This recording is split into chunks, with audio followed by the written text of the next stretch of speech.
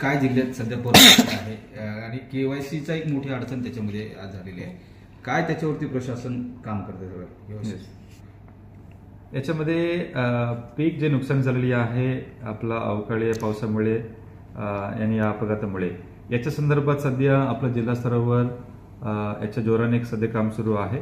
याच्यामध्ये बऱ्यापैकी आपल्या शेतकऱ्यांची ई-केवायसी जे करायची असेल सो 90% झालेली आहे। राहिलेल्या शेवटच्या आपल्याकडे एक 8,000 शेतकऱ्यांची ई-केवायसी करणे सध्या प्रलंबित आहे। ते आपण सर्व तहसील मार्फत, तहसीलदार मार्फत, ग्रामपंचायतचे तलाठी, ग्रामसेवक मार्फत आपण ई-केवायसी करून घेतो। तसेच याच्यामध्ये विविध जे जीआर वेळोवेळी जीआर निर्गमित झालेली आहे त्याच्यामध्ये विविध अनुदान आणि शेतकऱ्यांना ते द्यायची आहे। सो तसं एकंदरीत बघितलं तो आपल्याकडे ऑलमोस्ट एक 10,000 शेतकऱ्यांची ई-केवायसी करणे आता सध्या प्रक्रिया सुरू आहे।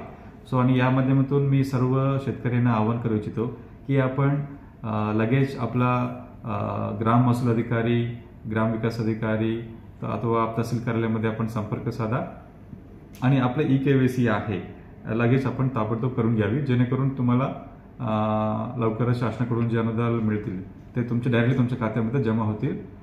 यासाठी ई-केवायसी करणे अत्यंत गरजेचे आहे।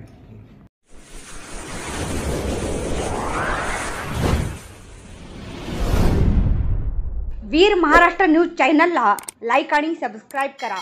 धन्यवाद।